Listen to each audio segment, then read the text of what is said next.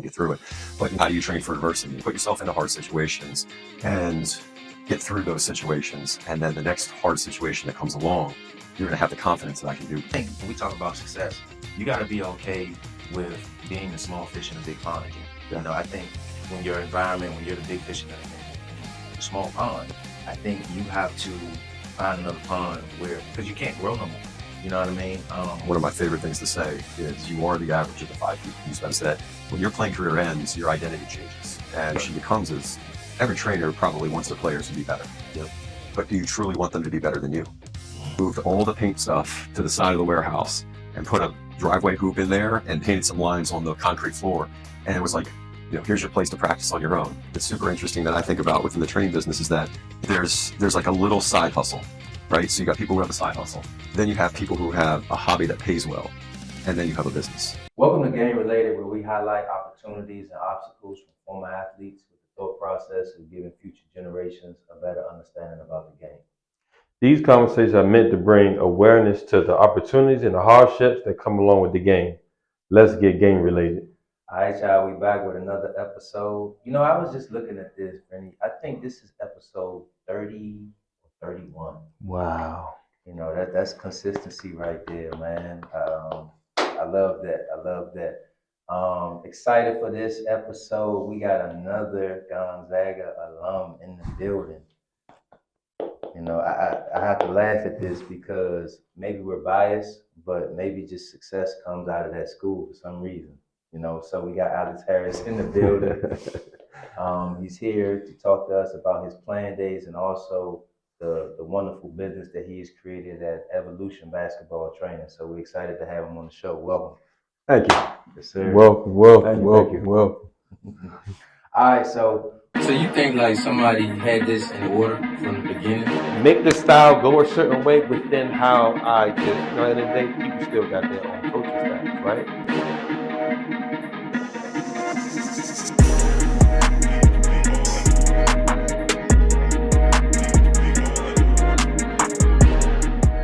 one of the first things that we talk about is handling success. Yeah. You're dealing with kids that, from the ground up. Yep. What would you say the lessons, or what do you attribute to maintaining success once you become this ranked player or, highly touted guy? How do you keep them ground level to continue to push up the totem pole? Yeah. Having success, I think, you got to remember success comes with adversity. Mm-hmm. And I think adversity is something that a lot of people talk about, but do we really know what that is, how it happens? And but success comes with adversity, and that's what derails people. It doesn't matter if you're, at the top of the totem pole or at the bottom. You hit a rough patch, you can get derailed. And so I think, for somebody who's going through some success, they are, ranked, whatever you want to call it, whatever that means. We'll get into that topic another day. But they're the best player on the best team in the best league. They hit a rough patch, they hit that adversity. How do they handle it? What do they do? And I think a big question that I don't think virtually anybody talks about is how do you train for adversity? Mm-hmm. How do you train for adversity? And I think that's kind of a funny question, to be honest. And we need that answer. I think I have the answer. Okay. Create it. Yes, create adversity for yourself in your own life. Do hard things. Mm-hmm. We were just talking, having the Gonzaga conversation, and we're all alums. Everybody thinks I'm crazy because I commuted to Gonzaga from Burke. It was an hour plus a day. That's a form of adversity. I'd wake up at 6 a.m, hurry up and get out of the house, go to school. There were nights that, I wasn't getting home until 10:30, sometimes 11 if it was a game over in Maryland. And, it's a long, tough day. That's a form of adversity. I look back and I'm like, whatever. It was awesome. It was fun, right? I was having fun, so it didn't matter. That was your normal. It was my normal, what became my normal. Yeah. At first it wasn't. Right. There were some tough days at first, but that's what helped me get through it. But, how do you train for adversity? Put yourself into hard situations and get through those situations, and then the next hard situation that comes along, you're going to have the confidence that I can do this. And I think that's about as best of a way that I can think of is how do you maintain success, and how do you, if you're the best player, what happens when you have a bad game? What are you doing to handle that bad game? Well, next game, everybody's going to have a bad game, right? And that's crazy you said that. So as I'm getting older, like no, you're not. You're still young. You're still young. all right, as I'm getting wiser, There we go. right? I'll say I'm getting wiser. I like to challenge my body, Yeah. so I can stay in shape. And one of the things I've done recently was put myself in a very uncomfortable situation with some guys that they really lift and they're extremely strong. Okay. You know what I mean? And what has come from that was my development. Yeah. You know what I mean? With being, it's okay. And I think, when we talk about success, you got to be okay with being the small fish in a big pond again. Yeah. I think when your environment, when you're the big fish in the the small pond, yeah. I think you have to find another pond because you can't grow no more. You know what I mean? One of my favorite things to say is you are the average of the 5 people you spend the most time with. Mm-hmm. And I think that's as true of a statement as you can get. And so I'm a believer that if, you just look at the people that are surrounding you, and if you're the best of that 5, you need to find a new 5. Mm-hmm. And, it's kind of a ruthless way to look at things, but it doesn't mean that you have to get rid of your friends. You just maybe change that relationship with that friend or those teammates or whatever it may be. I got a funny story. It's off camera, but I'm gonna talk about that. Something that happened to me in my early 20s. We'll talk off camera about that. So, all right, that's cool. So, one of the combos that we have is transitioning out of sports. Yeah. Right. You played at AU. What was the other school you played at? Lemoyne College. Lemoyne, right? Yep. So there's that transition period where you're trying to figure out where you are. Yeah. Right. Like, talk about how that was for you, and how did you, I guess, get on to the trail of training in basketball? Yeah. So I think I talk with a lot of the kids that I've trained when they get to that point where they're leaving the game. Yeah. Whether it be at the end of high school, at the end of college. I think it's a bigger deal when it's college. But I think the reality of the situation is that when your playing career ends, your identity changes, and your identity is I am a basketball player. Mm-hmm. And then all of a sudden you're not anymore. Mm-hmm. Who am I? And I know for me, I didn't really know what to do. Now, I also finished college this is not an uncommon story, but I was burnt out from basketball. I was toast. I was done. I didn't really want to be basketball anymore. I didn't want to be basketball Alex anymore. So I kind of was almost looking for a new identity in a weird way. You were talking about lifting a second ago. I actually was just lifting crazy, eating crazy. I was 6'9", 260. I'm like 6'9", 225 right now. So if you can imagine an extra 35 pounds, I was going out into public and people would say to me, "Are you a football player? Not are you a basketball player?" And it was like kind of cool for a few minutes.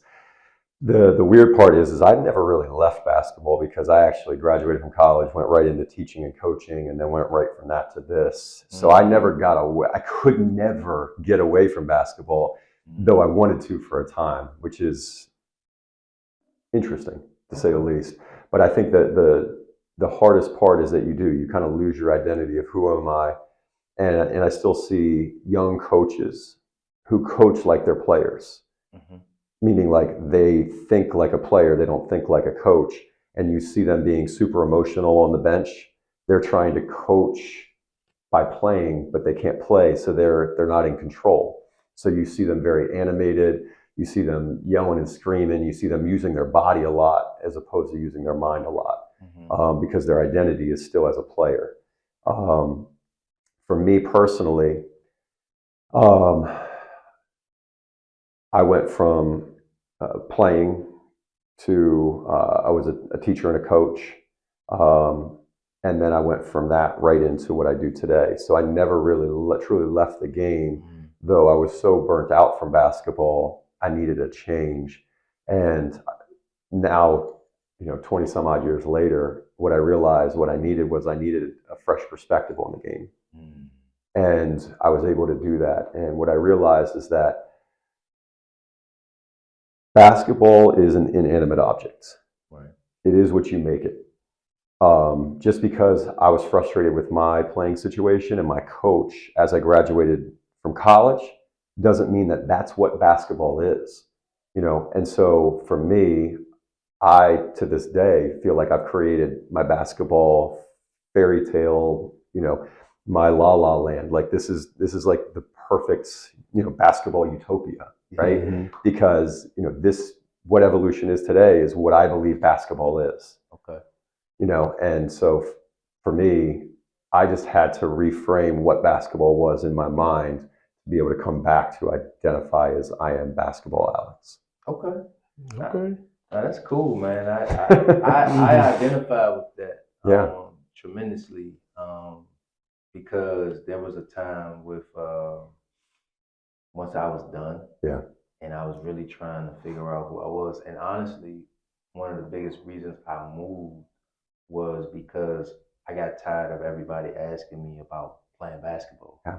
And I was like I physically, I could play, but like to play what I was able to at do, that level, I can't. Yeah. You know what I mean? My knee just wasn't holding up. Yeah. And that bothered me so much. I couldn't wait to try to recreate myself. Yeah. You know what I mean? And then the other thing, we're gonna talk about this more in training, but what I was always told was, can you train somebody without your competitive nature of your playing days? Can you not incorporate that into your training? Because what'll happen is you'll be training somebody, then you'll challenge, come on man, let's play one-on-one. And I'm like that's not what you're supposed to be doing. Right. But a lot of people get into that bicker and backer with the kid, and it turns into them competing against you versus you actually teaching. Yeah. And I see that a lot. I had to get out of that myself. Mm-hmm. Well, I think the question becomes is every trainer probably wants their players to be better. Yep. But do you truly want them to be better than you? Mm-hmm. Right. I want every single one of my kids to have a more successful career than me. Yeah. And if you can truly, truly look yourself in the mirror and say that, there's a good chance you're going to be successful in this. Yeah. That's a good point. So, man, let's get into evolution training. All right. What made you start it, and then how did you get it started? Because obviously, I feel like you have made this into a real business where some. How did you make that transition to make it into a business versus just a part-time thing? Yeah. So I guess the whole story is a long story, so I'm going to try not to make it too long of a story. But I technically was training kids back when I was in high school. I was at Gonzaga. We were the #1 team in the city. Ranked #1 in the Washington Post. And so my sister was 4 years younger than me, so she's in like middle school when I'm doing that. And so I would just have like her teammates and friends that she played with. The parents would be like, hey, can you come over to my house and work with my daughter and teach her some things for an hour? And I'd go over to like Driveways and they'd slip me like a $10 bill. And I'm like, yeah, this is cool. And so, that goes back to when I was in high school. When I was in college, I would still do the same thing. And it wasn't like I was actively pursuing it, trying to turn it into a business, but it was just a way to, make some extra cash in the summer times, no different than, working basketball camps. Like you guys, you work basketball camps the whole summer. And I would leave camp and go to a kid's house and work with them for an hour and do that. I mean, 2-3 kids max, and sometimes it was 0 kids. It's not like it was an active business. It just was when it was convenient kind of thing. So the thought was always in my brain, and then went to college, graduate. I'm working as a teacher and a coach. I'm up at St. John's Prospect Hall which is now St. John's Catholic Prep, but St. John's Prospect Hall up in Frederick, Maryland. Bruce Kelly, the current Bullis coach, was the head coach there, and he was one of my assistant coaches at American. So that's how I got there and knew him. And so I'm a teacher and a coach, and I was training kids on the side of being a teacher, because you're first year, second year teacher, you're not making any money, so you're trying to find something to do. And I just started looking at it, and I'm like, man, like what if I could just train kids only? Like I'm having a lot more fun doing this than I am teaching. And I was never a great student, I'll be honest. I was good enough, right? But like I'm not a classroom guy. That's what it comes down to. Take me out of a classroom, I can build a business. Put me in a classroom, I can barely learn basketball. But I started looking at the whole training thing, and I'm like, man, like what if I could work with, and if I could work with like 20 kids a week and charge them this much money, I could make the same amount of money that I'm making as a teacher. Small Catholic school in Frederick, Maryland doesn't pay a whole lot, by the way. And I was like, you know what? Let's do it. Okay. Let's do it. And so after my second year, I quit my job and ended up starting to do this, and had no clue what I was doing. And figured it out along the way. So that was kind of the true starting point of how I at least got into it. So, question: a lot of people, a lot of trainers have issues with gym space. Like, how were you able to solidify that? So, fun story there too. So I basically I was living up in Frederick, moved back home with my parents. I was living in my parents' house, and when I was starting to train, and outdoor courts, any gym I could sneak myself into, the typical what you have to do, right?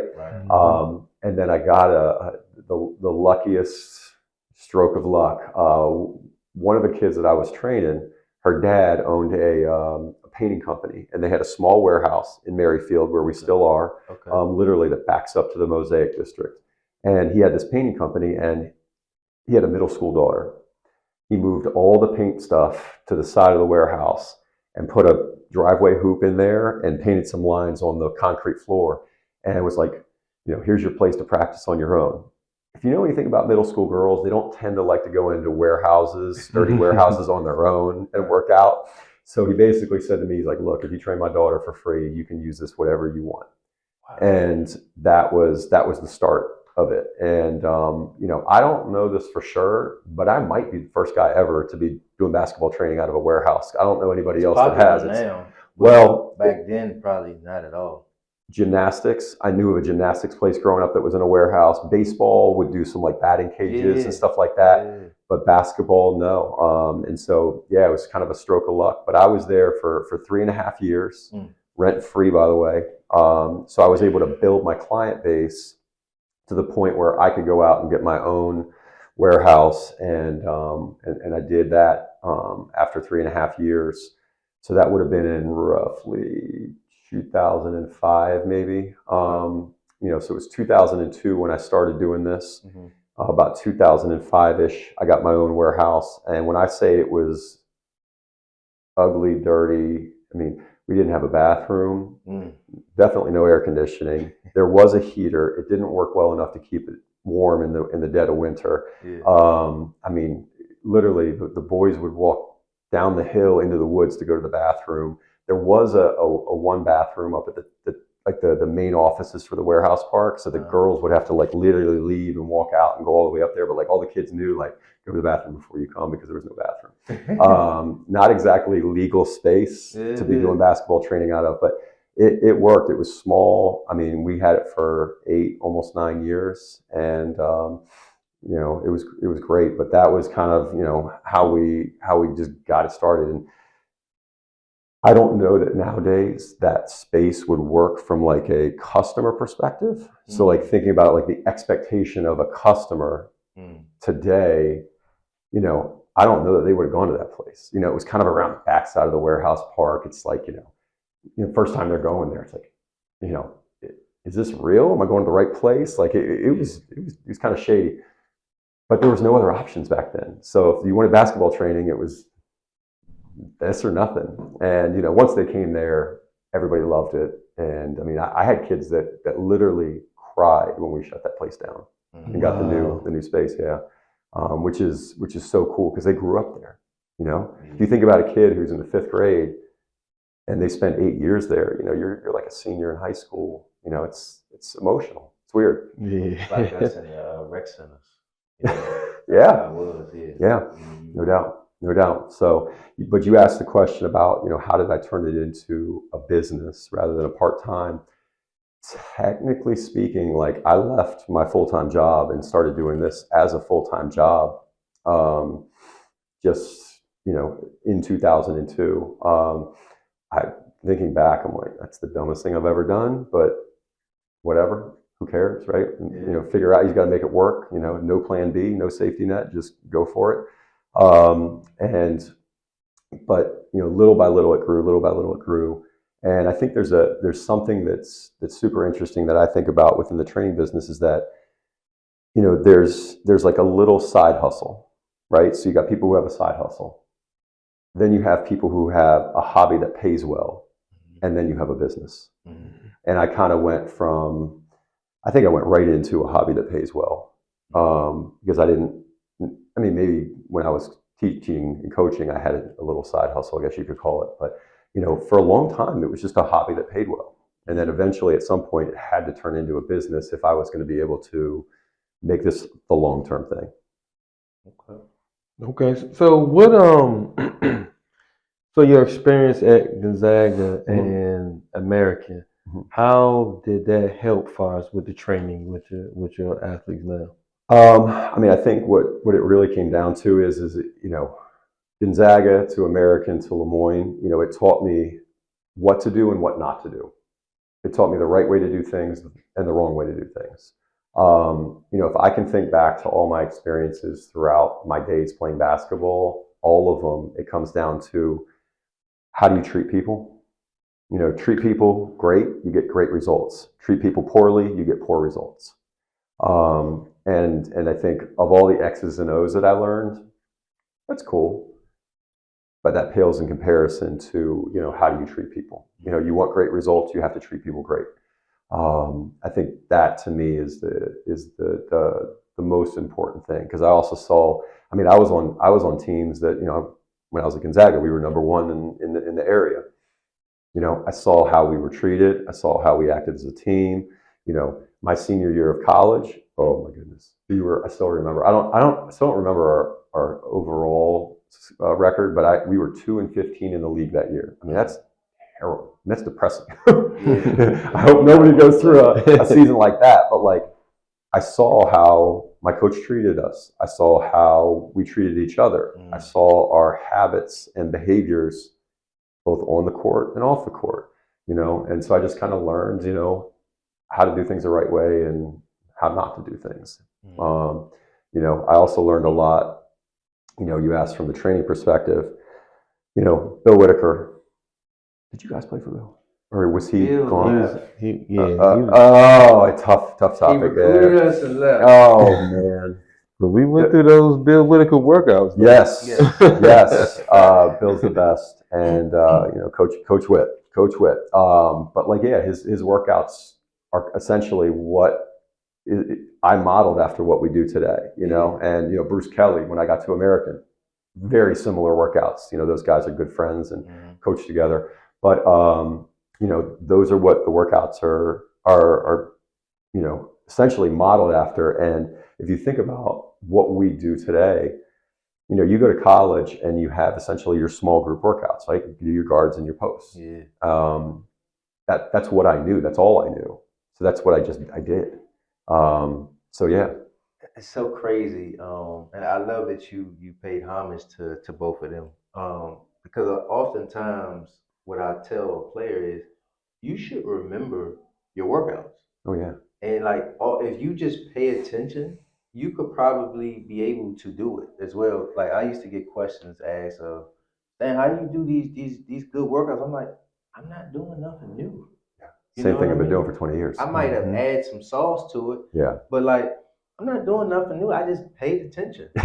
You know, but like, oh yeah, it's so common that like I'll tell a kid like you shouldn't. I shouldn't be the guy. You shouldn't need me around you 24/7. Yeah. You should be able to duplicate what I'm doing when you go off to college, when you go overseas. Yeah. Like remember what we're doing. You know what I mean? So that way you're an extension of myself, and then you can probably share it with somebody else. But like it's not rocket science. Yeah. You just pay attention. Yeah. So on that note, I believe that there's 3 different layers for players. Yeah. You've got your kids that just play on a team, Yeah. and they'll only have so much success. Then you've got kids that play on a team, and they also, work out with like a trainer, right? They're going to have some more success. Mm-hmm. Okay. Then you've got the kids that play on a team, work out with a trainer, and then work out on their own. Mm-hmm. And those are the kids that are going to eventually reach their potential. I think there's like a layer within that layer, though.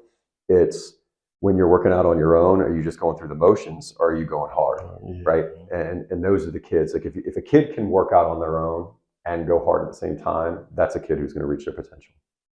Exactly. I'm trying to stress that point now with my son. He's wanted to start playing sports, and I'm trying to tell him like, hey, when you just practice with the team, that's not gonna cut it, man. Yeah. You got to go put your extra work in. Yeah. And he's starting to grasp the concept. So it's like, hopefully, we're trying to reach that full potential. So we gonna see There we go. how much he really wanted.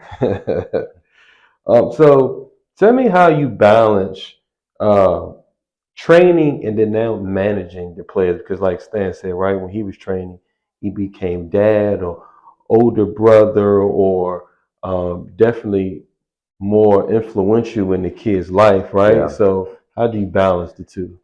As far as like how do I train, how am I able to train players and manage the business at the same time? The answer is I don't train many players, to be candid. I have a small handful of kids that I started training. So when I was training full time, back in the day, and because I had to at first, for me, called the evolution of evolution. I was on the court every day. Mm-hmm. You like that, don't you? So I was on the court every day.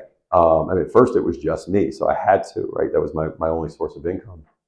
And eventually it got to the point where I was on the court every day and I was managing the business. That could be a whole nother sit down conversation, because I was doing 90-hour work weeks for a decade, burning myself out. And that became hard. And so then eventually I kind of took myself out of the rotation and I wasn't training full time anymore. And now I'm at the point where, I've got a small handful of kids that are still playing college basketball that I started training, back when I was training full time. Mm-hmm. Hunter is at Kansas, Chuck's at SMU, Terrence is at USC, Garrett's at GW. And, they're still playing. And so, when they come back in the summers, I'll work with them. But then they go back to school and, I'm free from them. I did get kind of pulled into working with some younger players recently. And so I've got, a small handful, 3 to 5 kids that I'm training now. But to me, it's almost like, it's a funny to say, because we just talked about hobby versus business. I'm doing it for the hobby of it, not for the business of it, because I always want to remember of like, why did I get into this in the first place? Right. And it's to make an impact on people and kids, and I love it. And so for me, if I'm not training anyone, I don't know that this is as fulfilling. So, I have about 3 to 5 kids that I'm still training, a couple hours a week, 3-4 hours a week, that I'm doing that. Some weeks more, some weeks less. And so I just keep it to a number that's manageable, that I can still make an impact on them, but still manage the business and be able to do both. Okay. I know some of the challenges we spoke about. Some of the challenges in the beginning, like was the gym space, and then once you kind of graduated out of that the space that you was there for about 8 years to the new space now. So what were some of the other challenges, just kind of starting a business? Yeah. I mean, I think there's a lot of challenges. We talked about adversity earlier, and this business is no different. It has come with a lot of adversity, and it's come with a lot of challenges. I'd say the first challenge is, and I love telling this story, but when I first started doing this, people would be like, 2002, 2003, 2004, people would be like, "What do you do?" "I'm a basketball trainer." "What's that?" Right. I train kids. Like, you mean like lifting weights? Like, no, like skills training, like, ball handling, footwork, shooting, all that. "Oh, neat.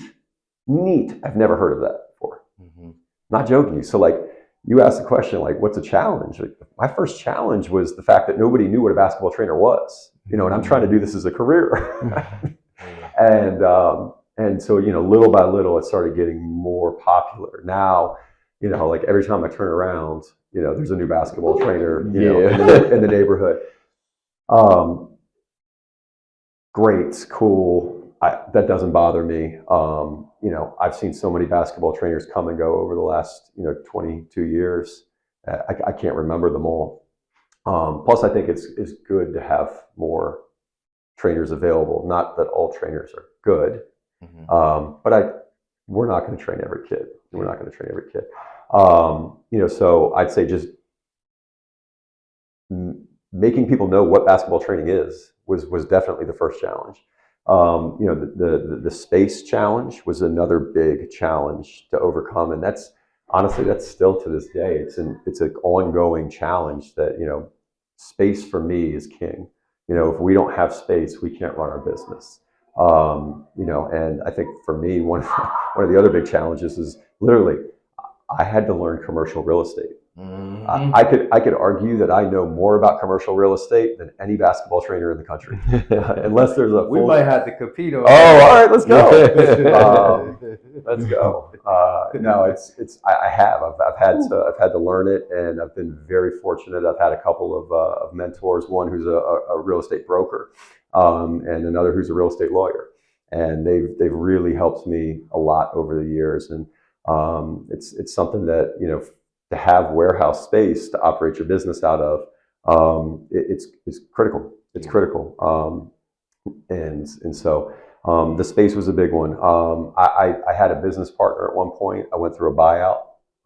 That was a really tough situation. I learned more in that 6 months than I probably did over the course of any 6 years. It just, a lot to learn when you're going through that kind of stuff. Was that something that y'all had arranged? So I used to do commercial financing. Yeah. So like I might not have had one, but like financing things, like understanding that game was a different animal. Yeah. But in regards to the buyout, was that something that you guys already had and established, or was it something that just randomly happened? And you're like, okay, man, I got to get everything in order.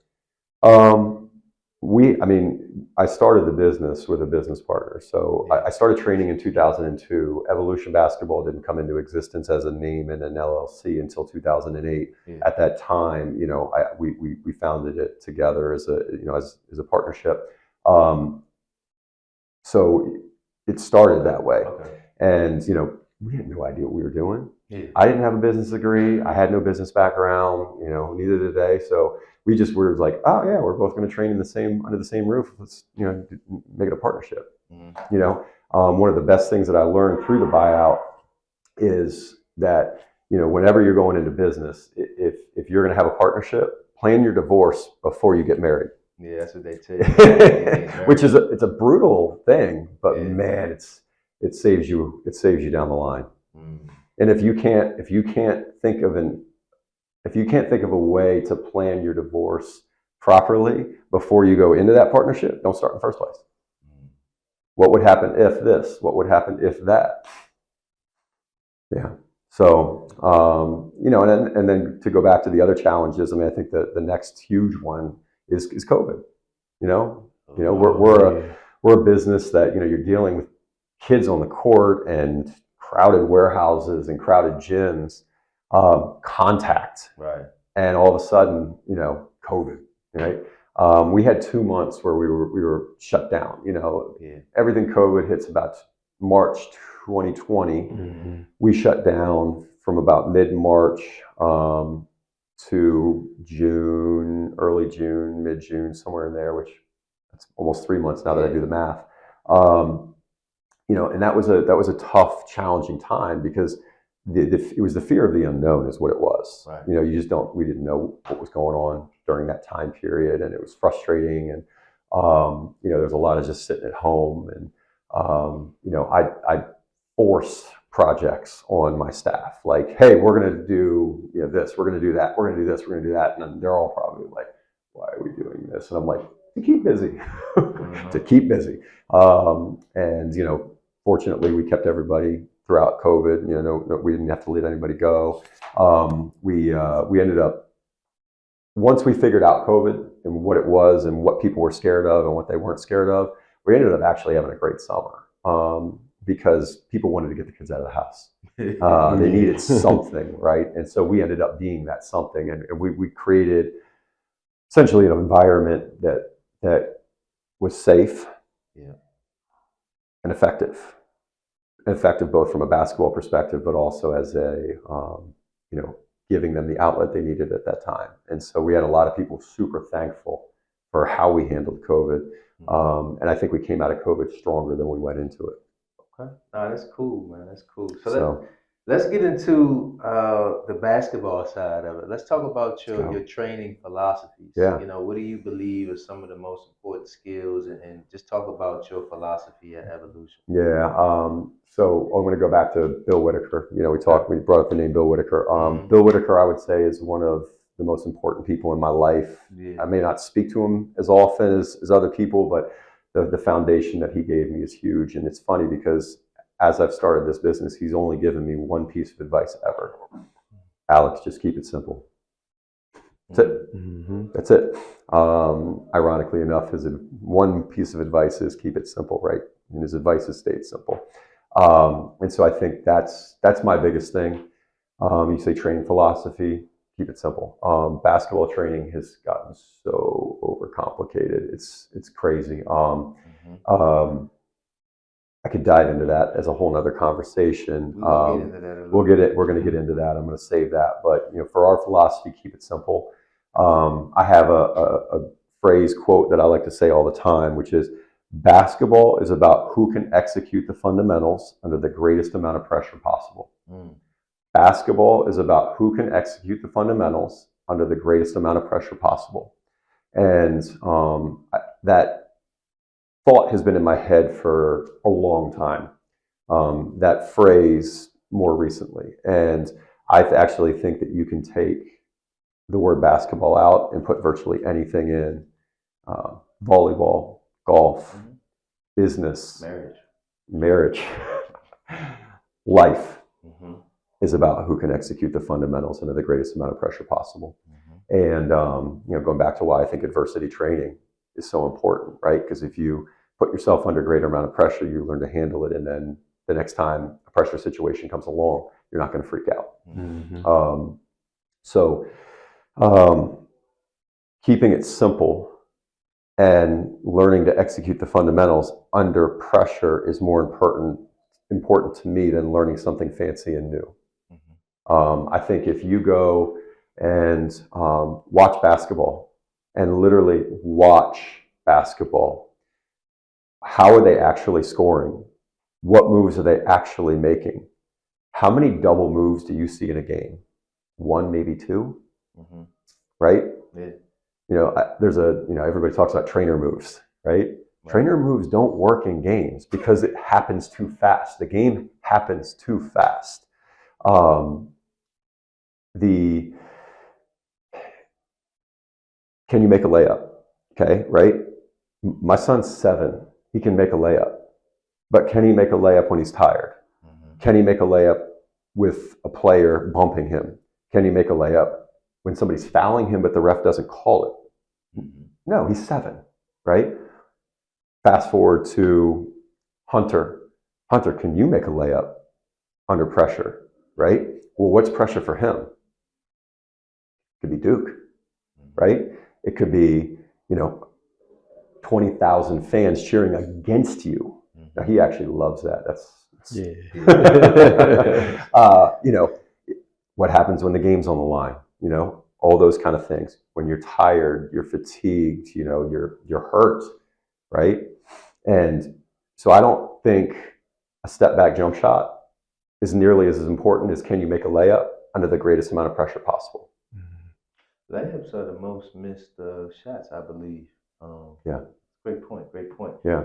So let's jump into the intangible piece. Yeah. Right?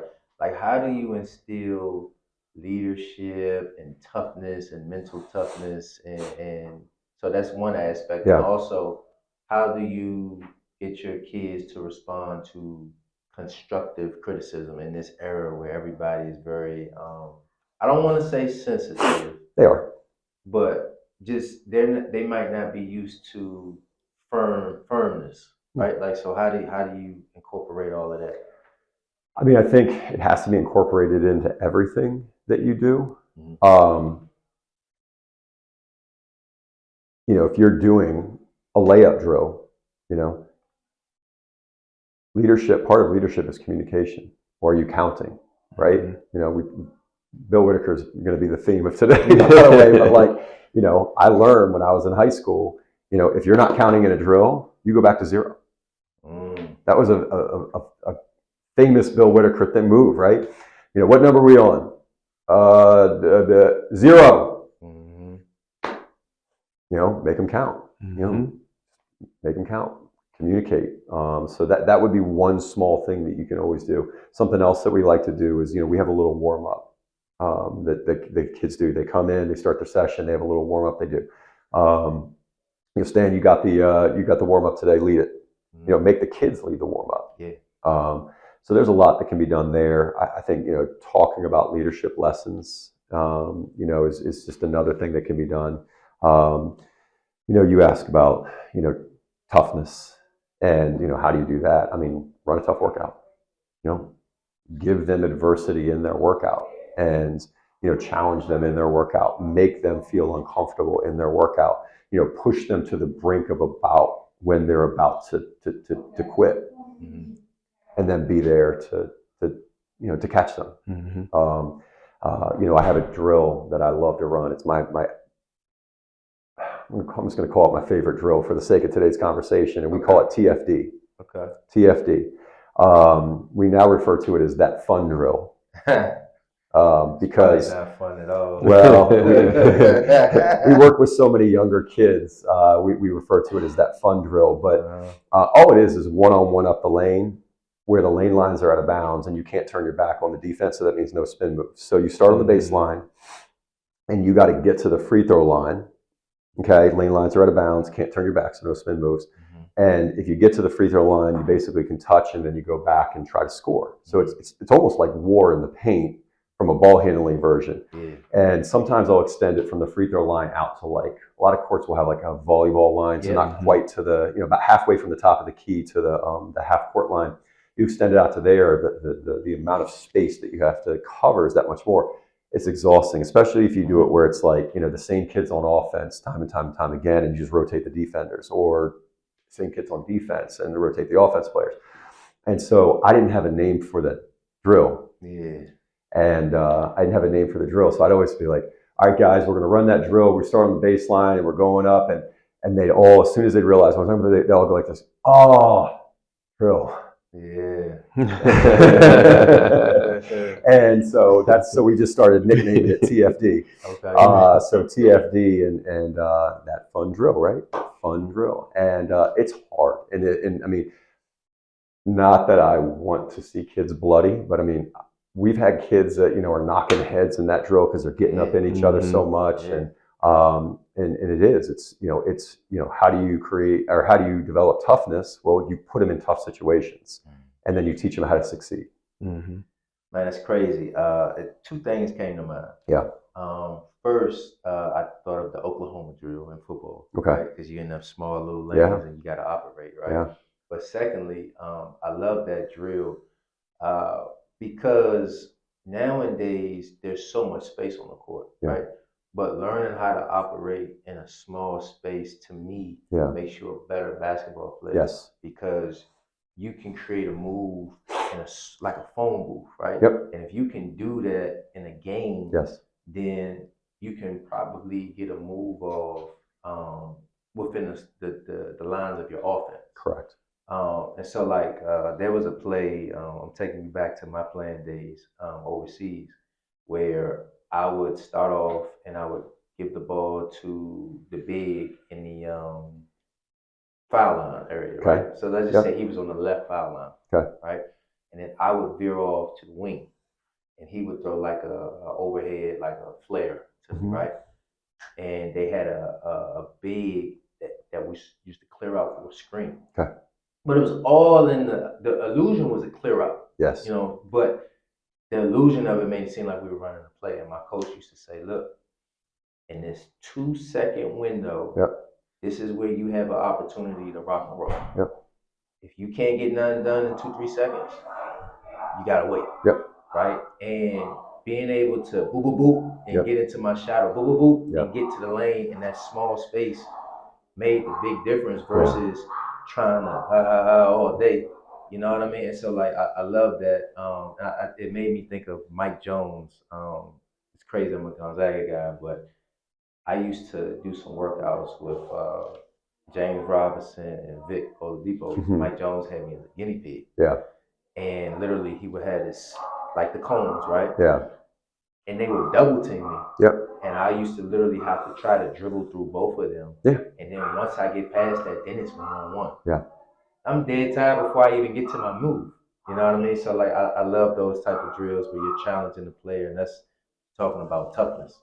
Yep. Yep. Yeah. Absolutely. No doubt. No doubt. So let's get to your staff. Sure. You know, like, obviously you got like 4 or 5, maybe more staff members, and then how do you retain them? You know, and like, just talk about you guys' relationship. Obviously, they're doing a lot of the groundwork. Mhm. How do you maintain those relationships and keep them motivated? That's the full-time job. I'm being 100% dead serious. Right. You know, you want to know what I do all day long? I'm working on my staff. Yeah. I'm working on my staff, and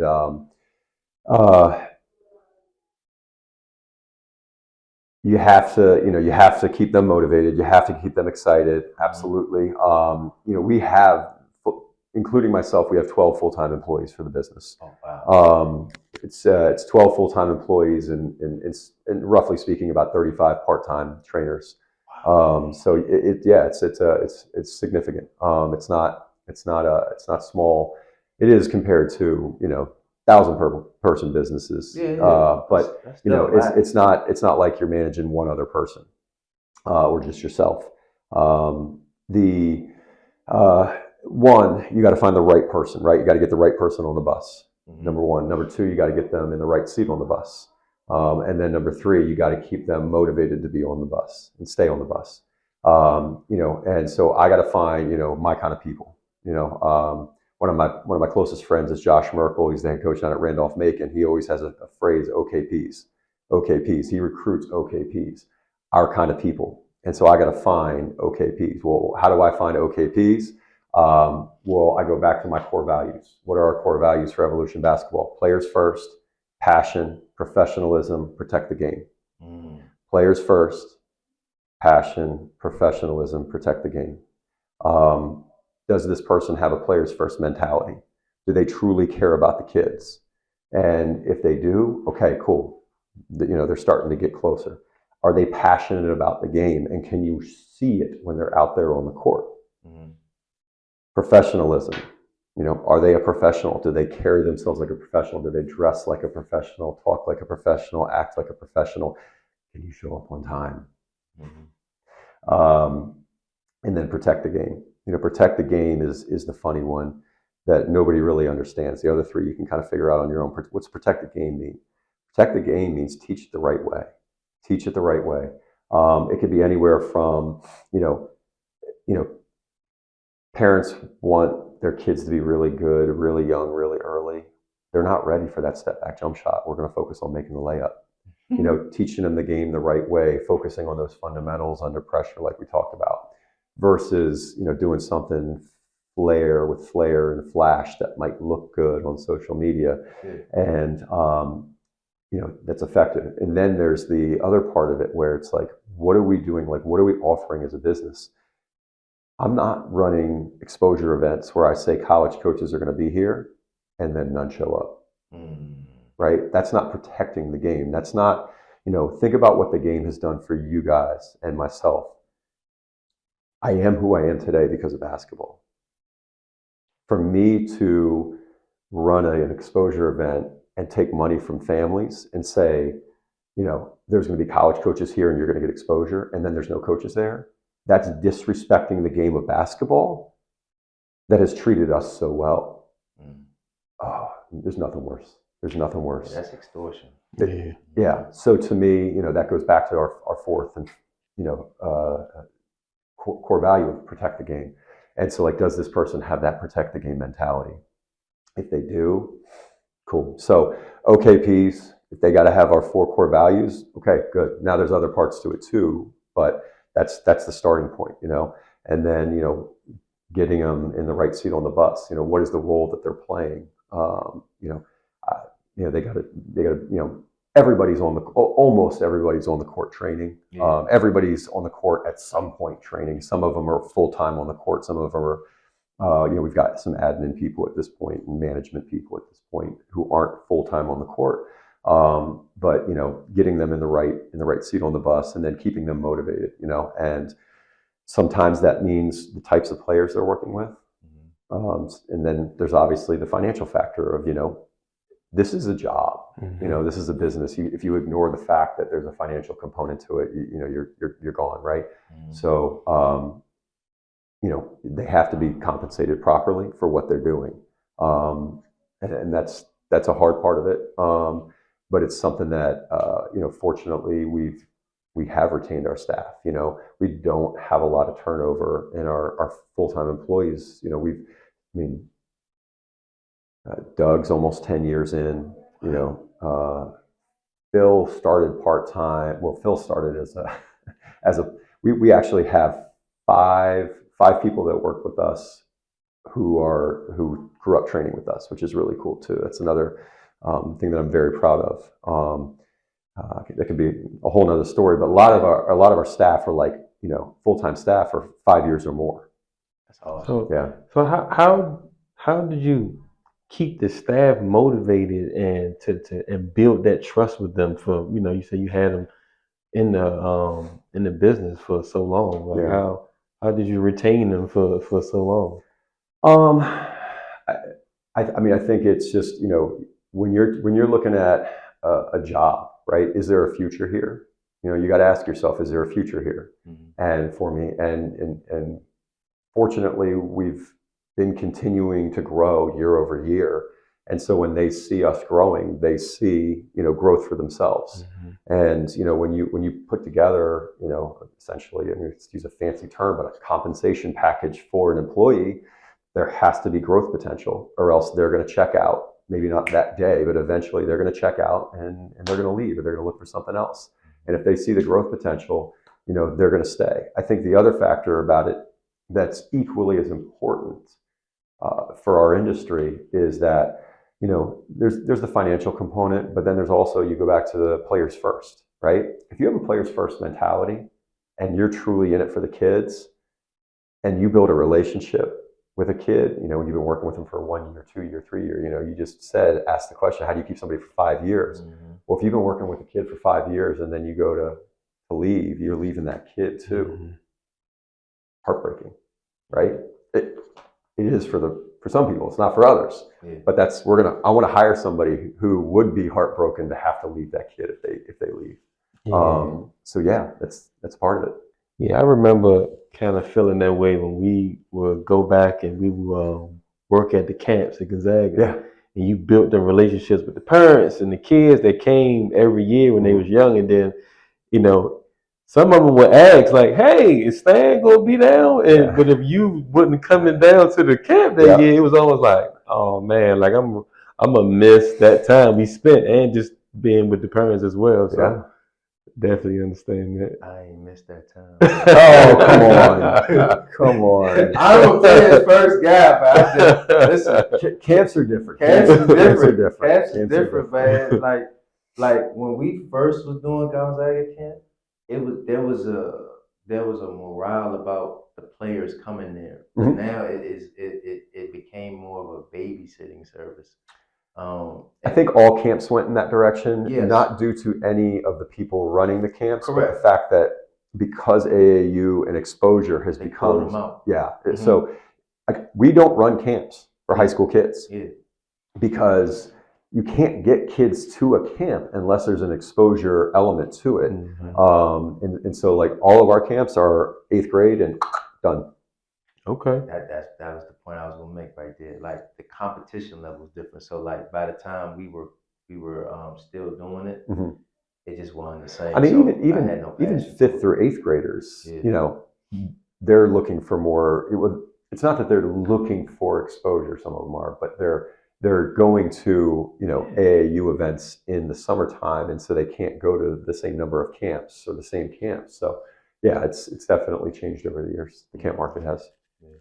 So one question, right? It just popped in my mind when we talked about training. We were talking about training the kids, and then you said, but how many trainers want that kid to be better than you? Yes. Right. So how is that as far as like a trainer that's on your staff when you were still training? Like, did you want that staff member to be a better trainer than you? I can answer that super easy. What's the name of the business? Evolution Basketball Mhm. Training. Do you know how many people told me that I need to start the business as the Alex Harris Basketball Academy? Everybody was like, "Got to put your name on it. Got to put your name on it." No, I don't want this to be about me. Right. I want it to be bigger than me. Mhm. And so I want all of our trainers to be better than me. I don't want to be our best trainer. If I'm our best trainer, I have failed. 100%. Yeah. Yeah. Agree. Well, I So, definitely understand. you know, I'm gonna make it sound silly, but ready?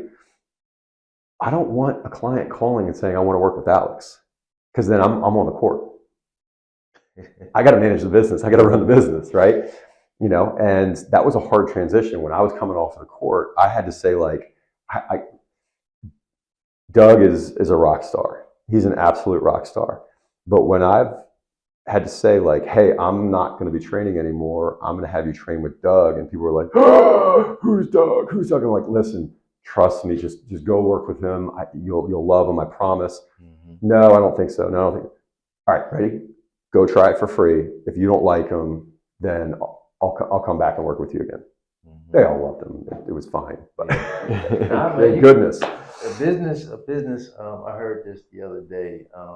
But about a business, it's not scaling your business. Isn't raising the prices. Is can your business operate without you being there? Yeah. You know, and that's the key in scaling. Yeah. So yeah, I feel you 1,000%. Oh yeah. Mhm. And then with evolution, Yeah. is it just the kids or the parents coming to seek out evolution, or are y'all going out and actually like doing any kind of like recruitment or like, and if so, Like how do you marketing. assess the strengths and weaknesses of the athletes that Mhm. come to evolution? The majority come to us. We're not going out and recruiting. There's a little bit of that going on. But you know, if we're doing that, it's like, you know, we're going to watch one of the players play that we train. And because we're there, we're talking with the parents, and the parent sitting next to them ends up in the conversation. Mhm. And the next thing you know, they've got your phone number and they're training with you the next week, kind of thing. Mhm. That would be a more realistic example of going out and recruiting.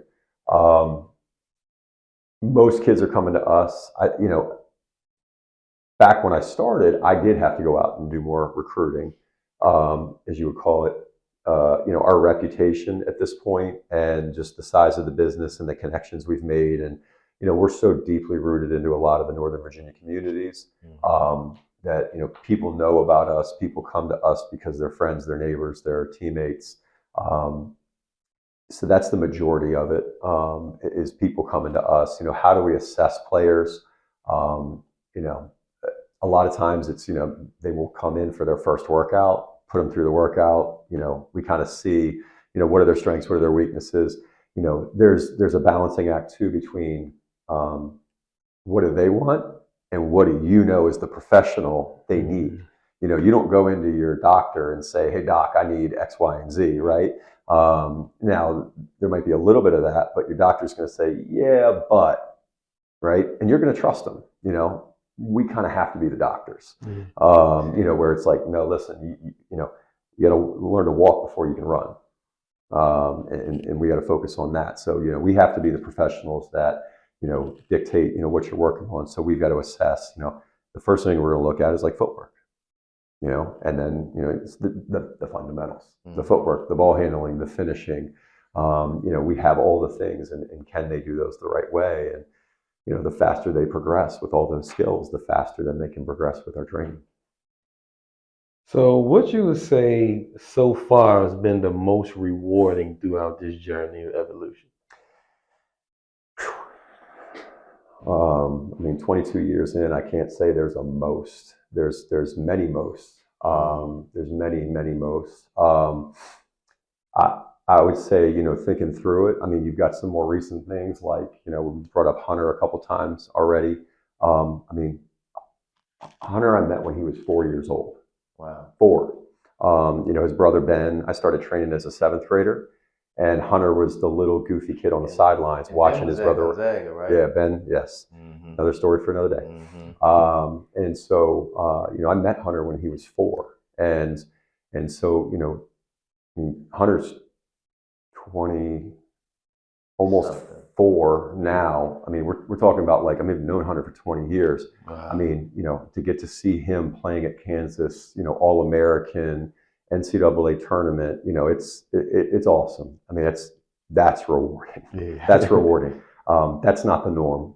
That's not the normal. I've got other kids that are doing fantastic. You got, Garrett Johnson at GW. I started training him as a 4th grader. And, he's at GW and his amazing story. And I don't know if I don't want to tell the whole story because it's a long one, but, went through 9 rounds of chemo to clear up a tumor in his non-cancerous tumor in his glute that was holding him back from playing for 2.5 years, almost 3 years, didn't play basketball. And I was there for his first game at GW. And, I helped him through the recruiting process to get to college, to get there to GW with a trusted, wonderful staff. He starts his first game and drops 20. Wow. And it was like, you talk about like get chills, like literally just got chills thinking about it, to be there for that. That's a proud moment. But then also too, like, there's so many kids that I've worked with throughout the years that weren't these superstar basketball players. I've got kids that I trained when they were growing up, who my biological children, have play dates with their kids. Like, how cool is that? Like, you say proud moment, like that's a proud moment, right? That's a proud moment. We've got 5 of the kids that we trained growing up that work for us. I put a roof over their head. I put food on their table. That's a proud moment. There's so many, I'll tell one quick basketball story, and you guys may remember this, but Sam Miller from Gonzaga. I don't know if you remember how well you remember Sam, but I started training Sam as a 7th grader, and he was okay. He was pretty good. And 7th, 8th, 9th, by the way, I told his dad not to send him to Gonzaga because I didn't think he was going to be good enough. True story. Wow. And so fast forward, to his senior year, Sam was always a very talented player, and Sam's got a fire in him that is unmatched. And sometimes the fire went in the wrong direction, and it comes out as frustration. But when you channel the fire in the proper direction, it can also be unmatched. Right. And I've never worked so hard with a player as I did with Sam for those years. His senior year at Gonzaga, they're playing DeMatha in the WCAC finals. Classic Gonzaga DeMatha game, right? Tight game, double overtime. Sam had 3 points midway through the 4th quarter. And then I don't know what, but something clicked. Sam had 15 of his 18 in the second half of the fourth quarter and the 2 overtimes, and just took the game over, and they ended up winning the WCAC championship. I mean, oh my goodness. To be blunt, Sam's a 6'9" white guy. I'm a 6'9" white guy. We both went to Gonzaga. You know, it's a little personal. You know? I was going to say that. I'm glad you did. I know you felt that. Oh my goodness! And he was committed to Dayton at that point. His college coach was sitting right behind me in the stands, and I'm like, oh. But you know, you literally spend 7th, 8th, 9th, 10th, 11th, 12th, 6 years with a kid, and then everything comes together in the biggest game against your biggest rival at your school. You know, in the gym that you played at. Like, oh man, at American too, right? You know, it was so. That's a really cool one that I can like point my finger to, and you know, again, it brings chills back every time I think about that. It was so cool. But yes, so many proud moments that you could hardly. I mean, I could keep going, but I'm not going to. That's a great story, man. So, where do you see evolution in the next 5 to 10 years? More locations? What do you see? Yeah, you know, that's something I've struggled with over the years a lot. And, you know, as I've learned business, you know, I got into this and I didn't know anything about business. I actually have a philosophy degree from college, which I would never give up, by the way, because I think philosophy teaches you to think rationally. And a lot of people who have law degrees and business degrees have, you know, a minor or a second degree in philosophy. And it's fantastic to have that knowledge base. But I didn't have a business background, so I was having to figure business out along the way. And through my process of learning business and figuring out business, I've really had to look into, you know, what do I want to turn this business into? How big do I want it to get? And, you know, what comes with that? You know, there was a good portion of time, a couple of years, where I was like, do I want to turn this into a franchise it nationally? I spent a lot of time and effort looking into how that works, talked to franchise lawyers, looked at other models, I mean, there's like baseball training that has franchise models, looked into those. I don't like it. I don't want to do it. I won't do it. What's your reservation on it? Basketball training as an industry is still in its infancy. Go back to the beginning of what we talked about. You know, I started doing this in 2002, 22 years ago, and nobody knew what a basketball trainer was. Supermarket or grocery store, right? Has been around for hundreds of years. Banks been around for hundreds of years. You know, clothing stores been around for hundreds of years. There's so many examples of successes and failures in those industries that you can just say, like, oh, I want to open up a bank. Well, I can go work for a bank and then go and open up a bank or clothing store or whatever it may be, grocery store. There are no basketball training companies for me to model myself after. I'm having to figure this out as I go. You know, I don't know of another basketball training company bigger than us, technically in the country, world, universe. You want to? Now, there's other organizations like, you know, Hoop Group that runs their big camps and tournaments and all that. I think they do a little bit of training as well. Yes, they're bigger than us, but they don't really do the same thing as us. You know, there's a group based down in North Carolina that is national, and they do it where basically they have AAU teams, and then those AAU kids have to train with them year round. Again, just a very different model that they've taken more national. I don't know that there's another organization that runs true basketball training the way we run basketball training, and, you know, is as big as us. So I have nobody to look at to say, oh, they've done it right, they've done it wrong, what to do. Now, there's plenty of other business stories that you can take and learn from, and that's how I've done it. But go back to the why I don't want to franchise. I think basketball training, being in its infancy, is still a very regional and even more community-based kind of thing. So younger players that are just getting started, you can hand out a flyer in a gym and some of them will sign up to come train with you, go to your camps, go to a clinic, whatever, right?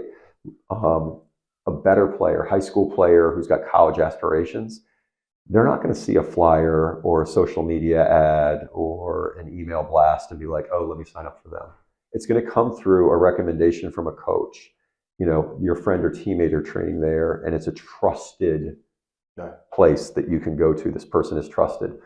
And so a small guy who's deeply rooted in a community would beat out a big company that comes in and tries to take over. 100%. You know, if I wanted to go to Chicago, I mean, Chicago would be an awesome city. Lots of suburbs, lots of, you know, affluent neighborhoods. But, you know, whoever that guy is in that neighborhood, in that community, is going to kick my butt because he knows the people in that community. Mm-hmm. You know, Walmart, right, came in and kicked out small community stores, mom and pop shops, right? I don't think basketball training can do that, or at least not yet. Yeah. You know, I'm not chasing the money. So to me, you know, the idea of having this massive, you know, nationwide business that's, you know, that you can sell for, you know, multi millions of dollars, like, cool. I'd rather stay in my community and make a massive impact on those kids in my community than make a minor impact on a greater, you know, even nationwide. Yeah. Okay. So it's a longer-winded answer, but I think if we never got outside of Northern Virginia, I wouldn't be upset. Will we grow? Yes. How we grow is the other story. How we grow is the other story. You know, the DC area is the best basketball area in the country. I mean, we have the best basketball in the nation. Period. You can't argue it anymore. Mm-hmm. You know, and it used to be more of like, you know, Maryland, PG County was you know, and DC was kind of the best, and Northern Virginia was a distant third. Like, it's not like that anymore. No. It's not like that anymore. I mean, Hunter, we've talked about, Northern Virginia guy. You know, Chuck Harris, Northern Virginia guy. You know, I didn't work with him, but Jeremy Roach, Northern Virginia guy, right? You know, you could make that list on and on. I love to, by the way, take the top 10 guys out of Northern Virginia, DC and Maryland, and have a game, because I think right now Virginia might win. Oh. And then we're going to rebrand it the VDM.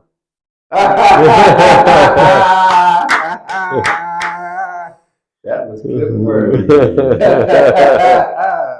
Okay, well, you know, I'm a Northern Virginia guy right now. That's right. That's right. I'm 10 years in. So Go team. Somebody's gonna chew me for that. Yeah, I know. All right, so that was funny. Let's do some front office talk. All right. Man. We're just gonna name a player. Yep. I want you to talk through their strengths, weaknesses, and intangibles. Sure. Right. We're gonna start with your big man out of Kansas. Let's do Hunter Dickinson. Yep. I mean, at this point, I should know his game inside and out. You know, strengths. He's the most skilled big in the country. Speaking of college basketball, he's the most skilled big in the country. You know, I can say, you know, go back to proud moments. When I watch Hunter play, it's so proud because it's like everything in my mind, my vision of what you're supposed to do as a true post come to life. It's so cool. You know, when I watch him seal in the post, which he's so good at, and one of the things that makes him so tough to defend, it's like, man, I literally remember those days in that hot, stinky, sweaty warehouse working on sealing in the post. He uses both hands very well. Still definitely stronger with his left. Mm-hmm. You know, his footwork is fantastic, you know, around the rim. Passes the ball extremely well. You know, how he finds players is something that makes him so effective. You know, he can be out on the 3-point line and be, you know, throwing a backdoor bounce pass and hit it on a dime. You know, he can be in the post and, you know, throwing one of these over the top zingers to the opposite 3-point line, you know, hitting a guy in the shooting pocket for the three. It's really hard to double him because he passes so well out of the double, which makes him so effective. You know, you can't guard him one-on-one. I used to. I refuse to anymore. One, it hurts too bad, and two, I'm not enough competition for him at this point. Talk some trash to He you after you score. definitely is not afraid of that. But you know, you can't double him because he passes too well. You can't guard him one-on-one because he's too effective in the one-on-one situation on the low post. You know, most people do double him and hedge their bets. You know, weaknesses. You know, he's shooting the ball a lot better. We've worked a lot on that. As a matter of fact, most of the time when I'm working out with him at this point, we are working on his shooting. Just because I look at, like, you know, what can I do today at this point to continue to help you progress? And so we've worked a lot on his shooting in the time that we've had over the past couple of years. He shot 40% from three last year, which is an amazing number for a 7-footer. And so that's been a big, nice jump for him. He's always been able to do it, but to have the confidence and the consistency, that was a big one. I still want to see him be better at that. I know he can. As far as weaknesses go, it's a mobility thing for him. You know, he's got the big, strong body, and the game moves so fast at this point. You know, and especially when you start talking about the next level. You know, just the up and down the court, defending the ball screen is always a challenge. And so, you know, for him, it's mobility based. Is going to be his biggest weaknesses. Okay, what would you say about his intangibles? I mean, he's as tough as they come. You know, you're not going to find a tougher kid out there. I always like to say, you know, he's the perfect storm of toughness, in the sense that, you know, his parents are from Buffalo, so you've got like a blue collar work ethic in there. His dad was an Alexandria City cop, so there's another level of toughness in there. He had 2 older brothers that kicked his butt day in and day out, you know, which was another layer of toughness. You know, he had me, who wasn't going easy on him as a kid, you know, layer of toughness after layer of toughness. So, yeah, he's a seasoned veteran when it comes to toughness, no doubt about it. His basketball IQ is really high, as far as intangibles go. He sees the game really, really well. If you truly watch him play, he's coaching his teammates on the court all the time. And if they're doing it wrong, he's holding them accountable. One of the ones that I see constantly, for obvious reasons, is like, you know, if he's fronting a guy and they throw over top, or if it's a rotation that, you know, one of his teammates misses, and basically he gets scored on, oh, he's going to let him know. He's going to let him know. But no, super high basketball IQ, you know, and work ethic. I mean, it works. Always has, always will. It works. Okay, cool. So we got one more. Okay, please. Let's go to high school. Okay. Let's talk about Derek Dixon. Derek Dixon. All right. Just watched him play last night, so I should have a pretty good feel. Derek is a very, very good player. Before we get into that, I want to actually say one thing about him that I'm so proud of him for. Shoot. When we first met him, when he first started training with us, he was good. He was not great. He was very good. And, you know, from a, like, where was he getting recruited kind of thing, or where do you kind of see his Right. You know, he was a high major guy, but Carolina wasn't in the conversation. And he worked his way into that level. And I got to see it. And I mean, with all these guys, I get to see it. But with Derek specifically, I got to see him literally work out, go back and play. Work out, go back and play. Work out, go back and play. Work out, go back and play. Year over year, year over year, year over year. Next thing you know, he's like a middle of the pack ACC guy to, you know, the storied history ACC guy. You know, and I still remember when Carolina offered him, and he came in the warehouse for a workout. He works out with Phil primarily, and they have an awesome relationship, and Phil pushes him really hard. But when he came in for a workout right after he got the Carolina offer, and, you know, he always wanted that Duke offer, which is funny. And you know what I said to him? I said, you know, Duke never offered Jordan, right? Mm-hmm. And he went to Carolina. And he's like, yeah. Well, now he's at Carolina. So, but he earned that. Is my point. Okay. He earned that. You know, that's not freak athleticism. That's not 7 foot. That's not X, Y, and Z. He earned that. He worked for that. He deserves that, which is really cool. So to go back to breaking down his game, I mean, the easy, obvious thing is, I mean, he shoots the light out of the ball. Mm-hmm. One of the best shooters in the country. Is there a better shooter? Sure, probably, possibly. I don't know. But I mean, he's smooth. He's natural. He's consistent. You know, that's the big thing that him and Phil work a lot on is his shooting consistency. But also too, not just shooting one way. Like he can shoot off the dribble, he can shoot off the catch, he can sprint off of a screen. You know, he has to get himself open. When you're the best shooter in the country, people know it, right? So they're not guarding you 5 feet off. They're, you know, I don't even want to get that close to you right now. But you know, they're in you. So you got to work to get open. You got to wear your defender down. Well, guess what? You have to be in great shape. So, you know, shooting is obviously his number one thing.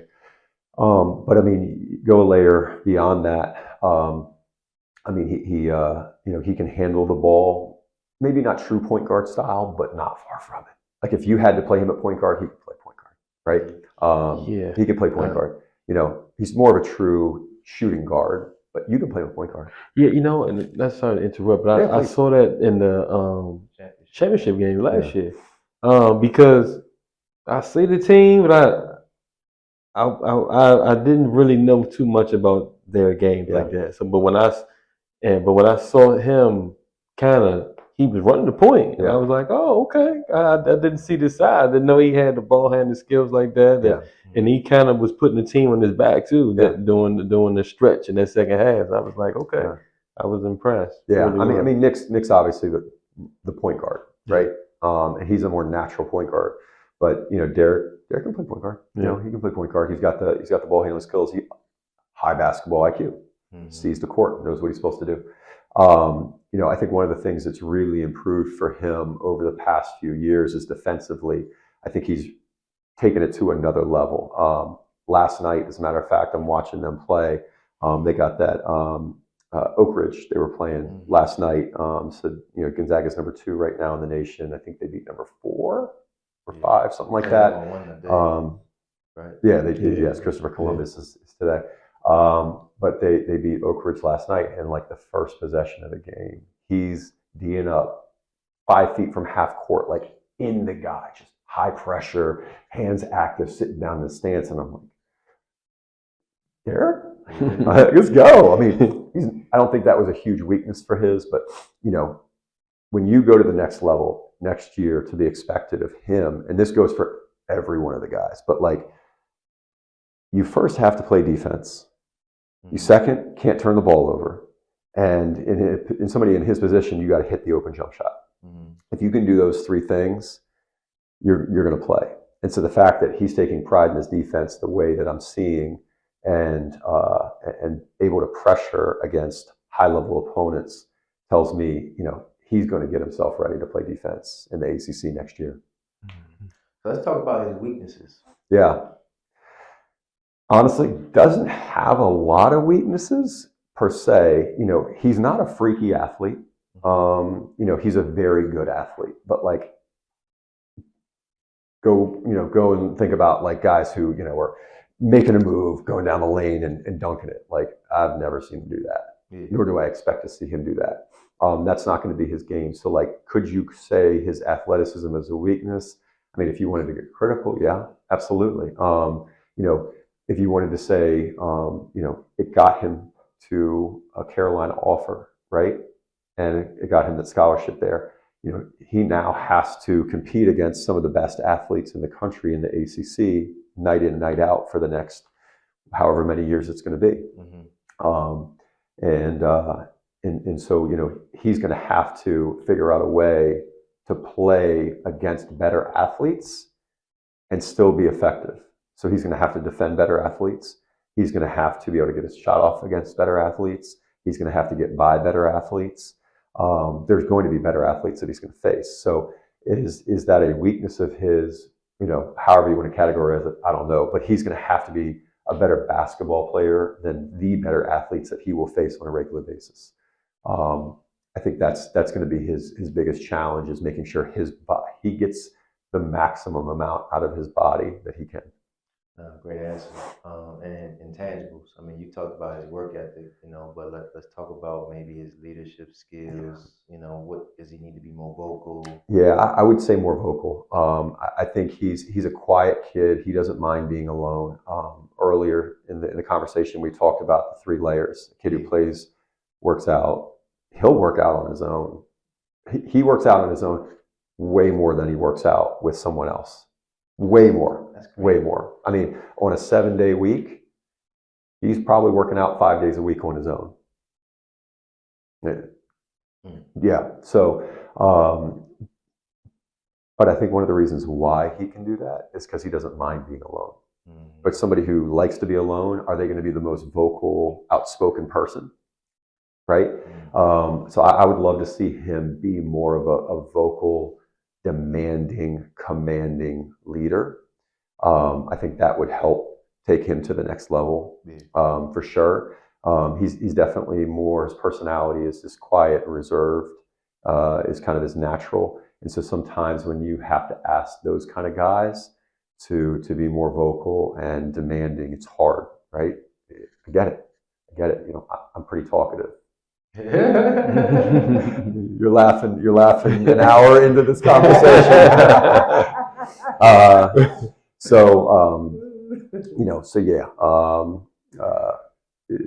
But I think that's another factor for him. Okay, now that's good. No, I would say I don't know if I just hadn't been around that much, but it seemed like he grew some more. Oh, too. he definitely. Yeah. I mean, from the time that he got to Gonzaga to now, he's definitely put on some inches. So I ran into him, like I don't know him, but last year before the game, I actually walked past him, and I had my boots on. Probably with my boots on about probably 6'2". Yeah. But he had me by about 2 to 3. Yeah. And I was like, oh, he got some real size on him. Yeah. Which that can help with his athleticism. Right. Right. So that was cool. Got to be careful with the guys nowadays, though, because with the hair, you don't know. There you go. I mean, there you go. I always used to tease Terrence, like, T, you cut your hair, you're going to be like 6'5". Yeah, you're right on that. So let's I got this is a layered question. I want to talk about training culture. Okay. Right, and there's probably about 2 or 3 things I really want to talk about. Number one, what do you think? Because training culture to me gets a bad rap. For good reason. For good reason. Sometimes I also think it's misunderstood too. Right. Very much so. So I want to talk about how do we improve training culture. The second thing I want to talk about is what would you say, because players deal with different trainers. Yep. Right, and so you'll have 3 to 4 trainers basically pumping up the same guy, right? And we'll get into social media on that aspect as well, right? So I know you said, oh, every trainer can't train the same guy.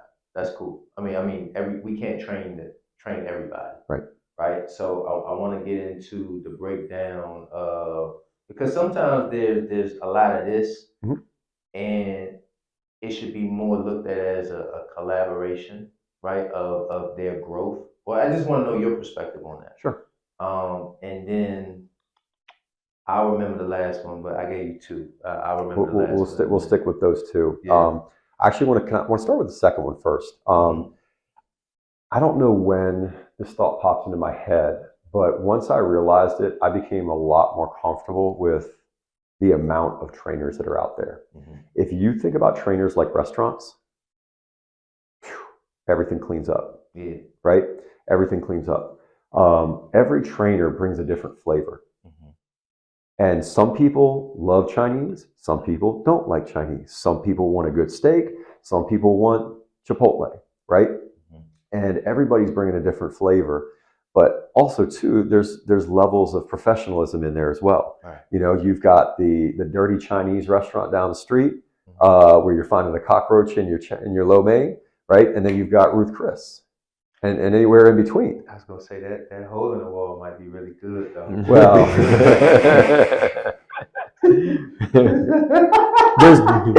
hey, I had the hole in the wall. Don't forget. Remember, my place didn't have a bathroom. That's what I'm saying. You know? That's what I'm saying. Yeah, no, absolutely. And you know, the other thing to think about too is, food truck culture is that the food trucks all go to the same block and they all kind of come together, and then they attract more people, and then all of their sales go up, right? Right. The more trainers that exist, the more my business grew, because the more trainers that existed, the more people realized how effective a good trainer can be, making it popular. And, you know, the thing to do is to, if you want to get better, you get a trainer, right? Mm-hmm. Back when I started, nobody realized why you had a trainer. I already have a basketball coach. Yeah. What do I need? I don't need a trainer for, right? Mm-hmm. So I think as far as kind of, all the trainers that are out there, if you think about it like a restaurant or restaurants, yeah, absolutely. I think that kind of cleans the conversation up. I remember my question was, what, from your perspective, is the most unappreciated aspect of a trainer? That's what I want to ask you. Mentorship.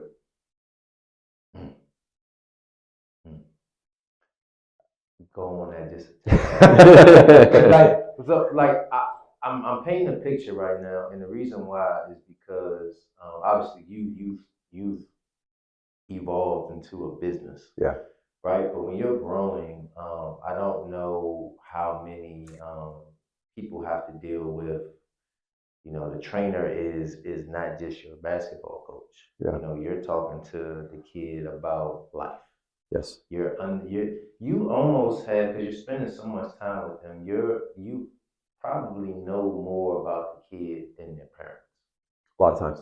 You know what I mean? And so like you're wearing more than a basketball trainer has, and a lot of times, what your value of what you really can charge versus what you are charging is here compared to what you really can charge. And so, I kind of want to elaborate on that. You've been in the game 20 plus years, and obviously, without, I just kind of want to hear your perspective on that. So there's times and days that I feel like I'm a basketball psychologist. Yeah.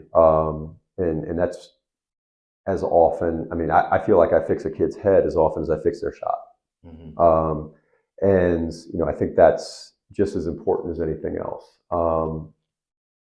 If a kid's head's not right, it doesn't matter how well they're shooting the ball, because they're not going to be effective. And so, you asked me the question, what's the most underappreciated part of a basketball trainer is mentorship. I'm going to tell you a quick story to try to explain what I mean by that. So Chuck Harris, who played at Gonzaga,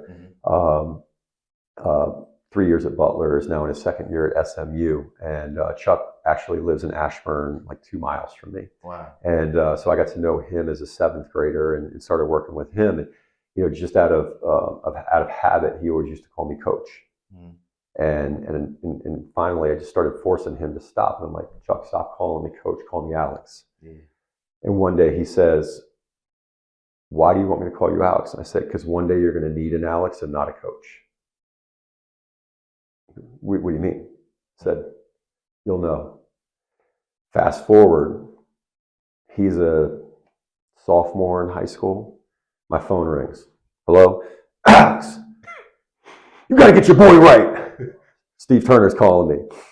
Chuck was just being a kid. Just being a kid, right? He's making some poor decisions, like nothing big, like I'm falling asleep in class. Yeah. Probably because he was working out until 10 o'clock the night before and had to wake up at 5 o'clock in the morning to get down to DC. But he, just, being stubborn, not following directions, doing typical kid stuff. You gotta get your boy right.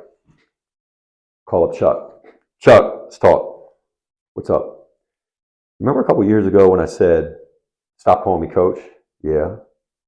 Start calling me Alex. I said, you're going to need an Alex. He goes, yeah. I said, this is it. Mm. And I said, Chuck, you put so much time and effort into basketball. You put so much time and effort into working out. You know, you're playing so well. You can't do the stupid stuff that's going to derail you from your ultimate goals. And I don't know if those were my exact words, but I do remember that was the rough message. But you can't have that conversation always as a coach.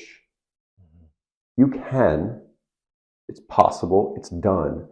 But I think our training staff, one of the things that we do best is, I'm Alex, that's Doug, that's Brianna, right?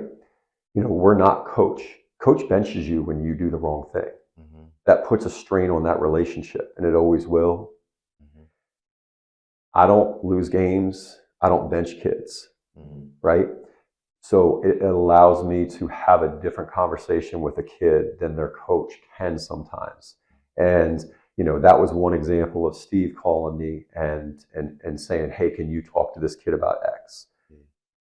I can't tell you how many times over the years I've had a coach call and say, you know, hey, this kid, you know, this boy, this girl is struggling with this. Can you help them with that? And I take a lot of pride in that, because that means the coach trusts me. Right. And I think having trust in the coach and having that relationship with the coach is a huge aspect of this. Great point. And you did that, Steve. I'll have more, but maybe we'll wait till the timer comes off.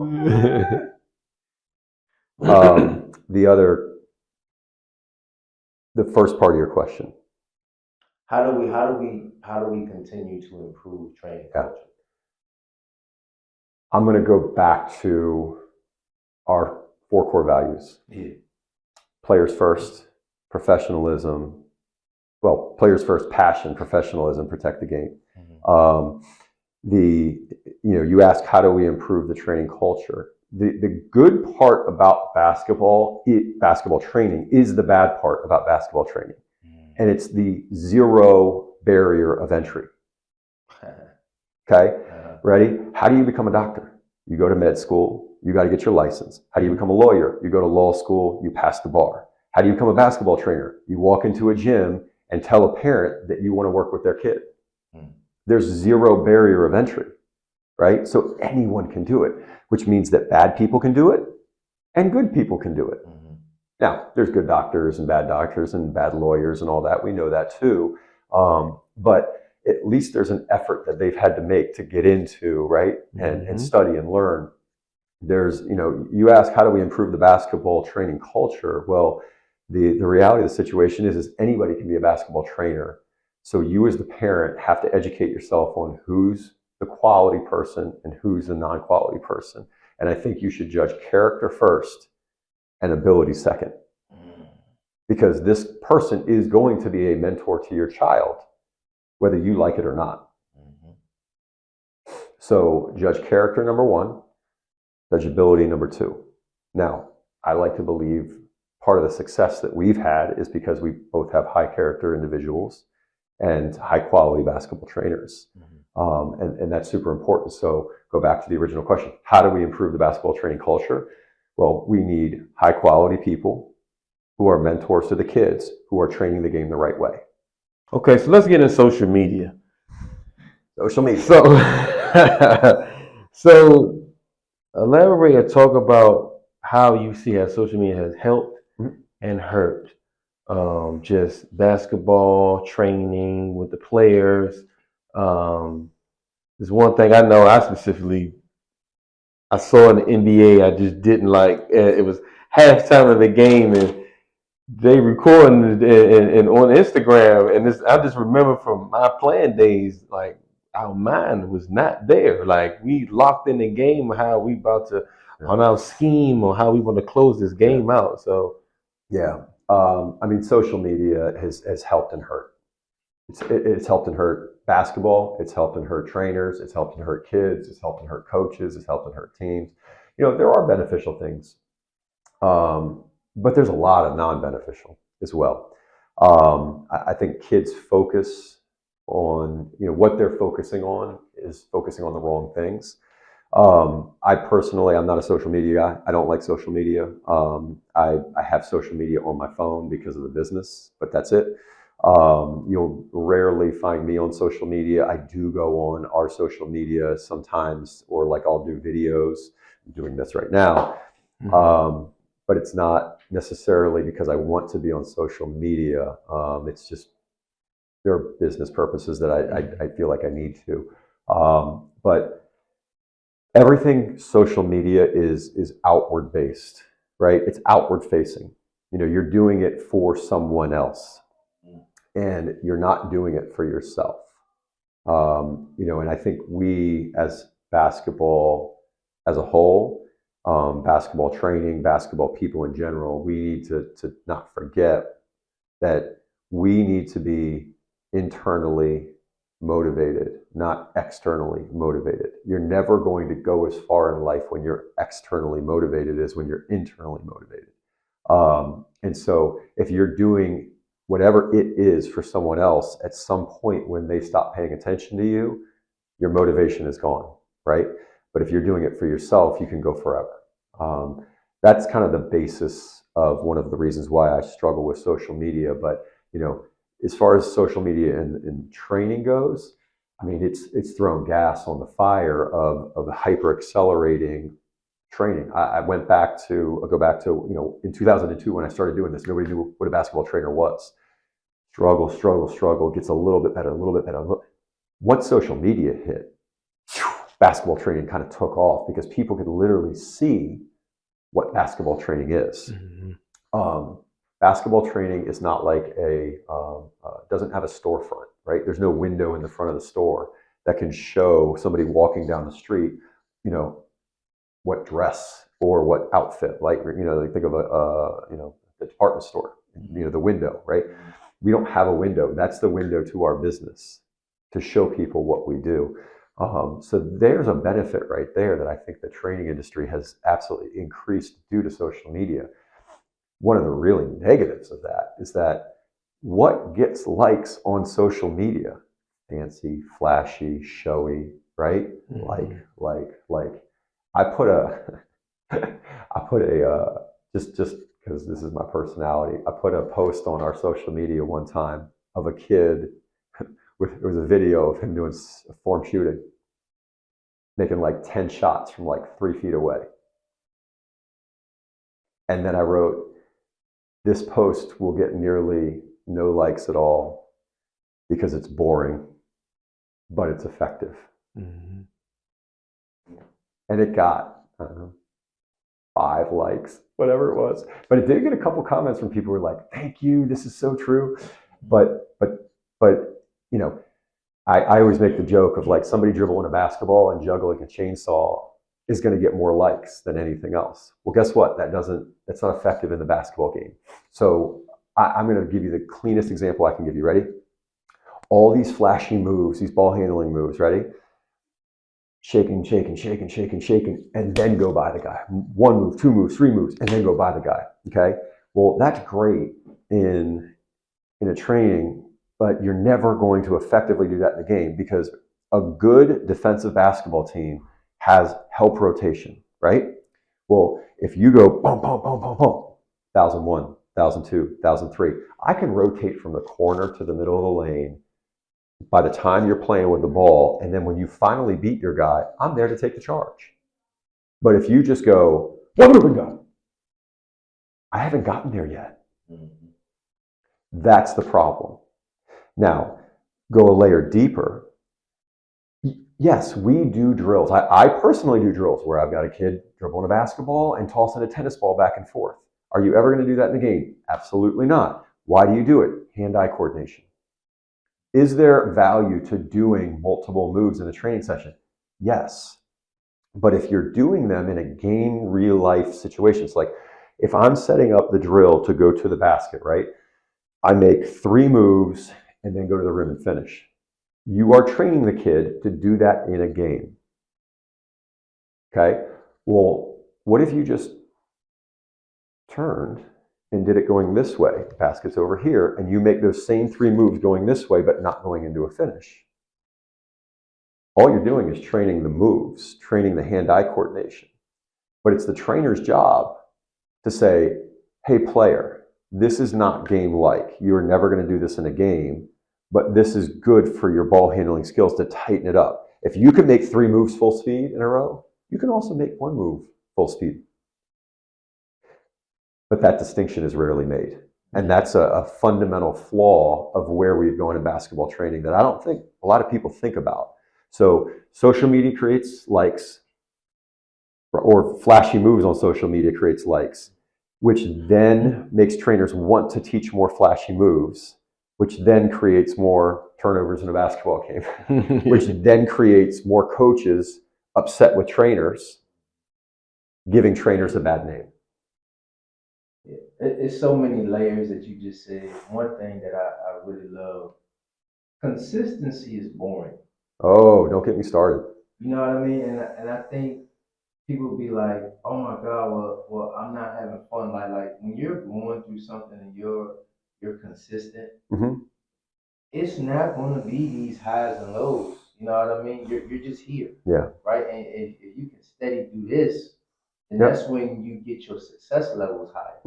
But if it's not exciting, a lot of people get turned off on it, and that's when that hamster wheel continues to go because you didn't grow.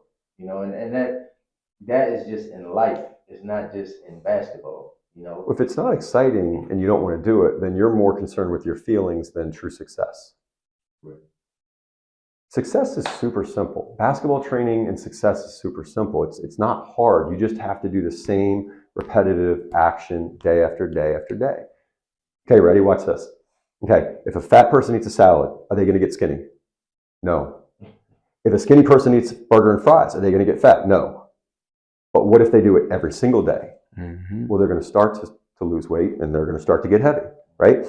Well, then there's the layer of if a fat person eats a salad every single day, but they're still eating burger and fries, they're not going to lose weight that much. But what happens if they cut out the burger and fries and just eat salads? Are they going to lose weight? Yeah, absolutely. Just like this person over here is a skinny person, eats burger and fries and no salads, is going to get fat. Okay, so go back to basketball training. Ready? If you're working on your fundamentals, the boring salad every single day, it's going to get better, right? But if you put that burger and fries in, which is all the flashy crap, or some bad AAU events or exposure events, right? You're basically not making space for the salad, right? The salad is boring. Of course, nobody wants to eat it, but it gets results. It's not that hard. It's not that hard. Yeah, that emotional state is, as I've gotten older, it is a tough thing to get out of. Yeah. You know, consistency is very important. Well, it is until you start to see the results, and then all of a sudden it gets exciting. But until you start to see the results, then it's boring. Yeah. So, what's your thoughts on NIL? Necessary evil at this point. It's changing the game, without a doubt. Everybody complains about it, but the reality of the situation is, I mean, if a player is playing at the highest levels, especially, and they are making millions of dollars for people, you know, the American system is built on people being compensated for what they do. I mean, it's no different than me as an employer. You know, if I was asking my employees to make money for me and wasn't paying them, nobody would do it, right? So for especially at the highest level, when hundreds of millions of dollars is being made by people all over the place, and the players aren't being compensated at all, that's a problem. That's a problem. There's so many layers to this, and it's such a complicated issue, and there's still things that just pop into my head constantly thinking about it. And I've been fortunate enough to, I've got players that are making a lot of NIL money. Like, they snap of the fingers, they're making more than their parents. And chances are they're, sometimes, their next door neighbor and their parents at the same time. they're literally millions of dollars. They're instant millionaire happening at the college level versus when they sign a professional contract. And that does come with problems. Absolutely, it comes with problems. But the reality is that when the head coach is making $5 million, $4 million, $3 million, and the players are making zero, right? When the athletic director makes a hefty sum and the players are not, when everybody's benefiting financially except for the players. Now, I get it, they're getting a free education. And that is extremely valuable, don't get me wrong. But I think the reality of the situation is if the NCAA continued to hold on to the true amateur status of what they are, these other opportunities are going to pop up for kids. It's in basketball. It's going to happen in other sports too, where they can go and skip college and go to like a semi-pro situation and get paid and start making money right away, or go overseas and start making money right away. And so if the NCAA wants to stay competitive, where the best talent is still going to college to play basketball, they're going to have to pay the players to some capacity. We just need to figure out what that true model is. I think the other problem is, it gets very complicated as to where's the money coming from. Is it coming from the nature of NIL, name, image, and likeness, is that somebody is profiting off of your name, image, and likeness. So, for example, if you are sponsored by Nike, they are using your name, image, and likeness to make money, and then you are compensated for that. That was the initial nature of it. It quickly deviated to, can we get enough alumni to donate money, put it in a pot, and then that's what's a collective, and then you pay the players from the collective, which is more like the school paying the players, right?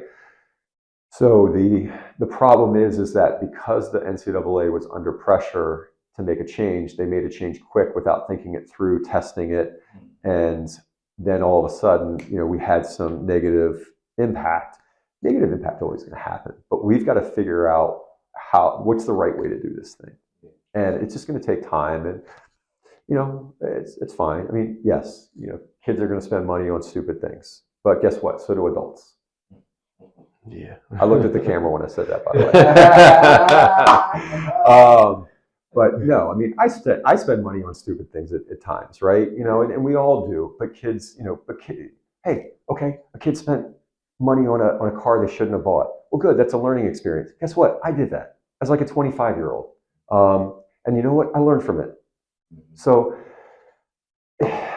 we can complain all day long, but it's the way that things are going, and we need to figure out a way to make it work. Not try to fight it. Not try to fight it. All right. Playing or training? Training. Okay. Confidence or skill? Confidence. Okay. We're going to go old school with this. Allen Houston or Devin Booker? I need some ginger to do hard things. Okay. All right. I hope this is like high strength. Yeah. All of that. I like the ginger. Oh, you get to eat it too? Oh, absolutely. We're going to do it with you. Oh, well, I'm answering 2 on both. Everyone There you go. knows. Please answer all of them for Lorenzo. It definitely gets stronger as we go. This is creative. All right. Kawhi or Pippen? Pippen. I'm a Bulls guy. Okay. Respect or love? Love. Okay. Anthony Edwards or Shea? All right. It's been a minute since your eyes started watering, so I want to get it back. This is my breakfast. Oh, really? I go celery, grapes, and ginger. So you actually eat this on a regular basis? Have you ever thought about this for a second? What's the worst part? I see you taking a sip there. What's the worst part of a basketball practice? Suicide. On the line. Mm-hmm. On the line. What if you just got yourself in such good shape that running sprints was like no big deal? Right. It's like you eating ginger every day and then making me do it right now. I'm This is training this. you. Yeah, you. It doesn't matter to you. No. I think if I could go back in time and replay my basketball career, I would get myself in such good shape that running sprints in practice was like whatever, and I just laugh at my teammates. That's the one thing that, without a doubt, that's what I would do different. I'm not laughing at y'all though. That would be my kryptonite. My kryptonite. I'm not laughing at y'all. I swear I'm not. All right, Ja Morant or D Rose? Man, they're both wild dudes. They're both wild dudes. I'll go Derrick Rose. Okay. Barkley Mm-hmm. or Malone? Oh, let's eat some more. I like both of them, so I can't. Is there a record for how many pieces that people have eaten? There was one time we were on a show where we ran out. Oh, really? Yeah, All right. yeah. If you want to beat the record, you can. I'm gonna grab that thing. All right. KG or Dirk? One of the kids that I trained Okay. is such a huge Dallas Mavericks Dirk fan that if I don't say Dirk. All right. Okay. All right. Olajuwon or Pat Ewing? Wait, Patrick Ewing is a coach or is a player? Oh. Can you cut that up and send it to Akbar? I certainly will. After that, Ewing. I'll give him the nod on the Okay. All right. Paul Gasol or Jokic? Let's eat.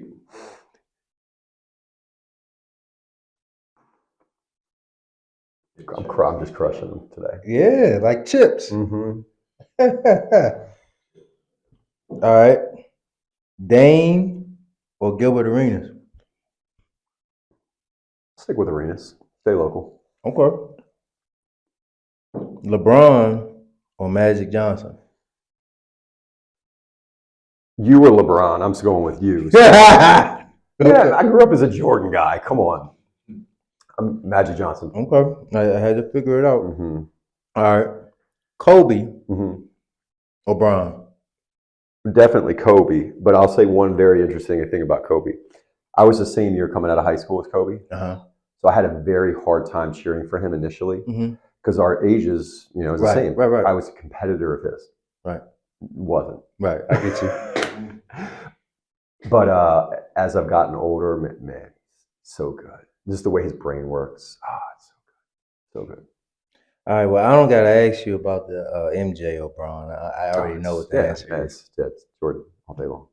All right. That was it, man. That was it. Well, my ears and my nose are clear. I feel great. I feel great. Inflammation, baby. Yeah, let's go. Let's go. Sorry, ginger's on my breakfast list from now on. I know, right? Adversity training. Adversity training. All right, so this is the end of the interview. Yes. We always give the floor to the guests to give any last words, any encouragement. You gave a lot of gems and a lot of advice throughout the interview. But just, give some final words to parents, to players, other trainers that's, in the business. Yeah. All right, we'll start with this. So I'll say parents, I said this earlier, if you're choosing a trainer, there's two things to look at: character and ability as a trainer. Focus on the character first and foremost, and then focus on the ability as a trainer.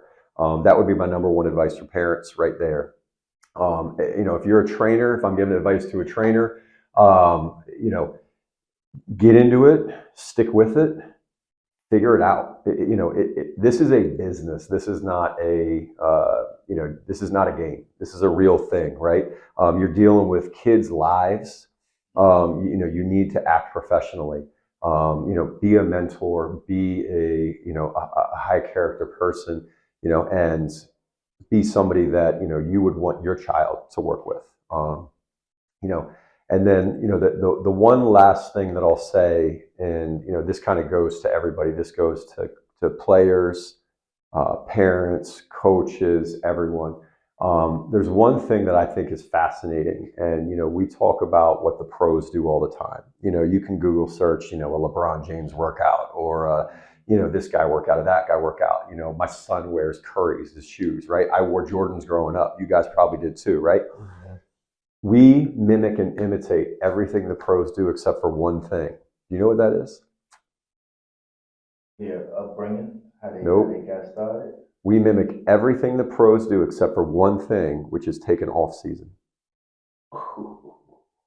Kids play on teams year around, and they are given, not they don't take, they are given no break from their team. We do everything to imitate what the pros do except give the kids a break to give them an off season. And that is criminal, right? Because why? Because if you aren't running your team, a kid might leave and go to a different team, or you're not making money. AAU, events, right? Well, if you're not running in August, September, October, you're not making any money. Well, wait, is it about you making money, or is it about the best interest of the kids, right? I tell a lot of the kids that train with us year round to go low key, in certain times of the year. Like, if you still want to train, cool, but you don't need to be training 3 days a week in August, right? I think there's a difference between training and playing on teams. And the reality is when you're on a team constantly, all the time, year round, what's the number one focus on the team when you're on the team? The team. Mm-hmm. Well, it's not on you. So if you don't ever take time away from your team to focus on you, then you're just doing what's best for the team. You have to take time away from the team to focus on what's best for you. What do the pros do? They don't play, the Washington Wizards don't play in the off season. Those guys go back and they work on their games. They'll play pickup, but they're working on their games. That's the only thing we don't mimic at the youth level. And the fact that you guys couldn't answer that right away tells me that it's not talked about often enough.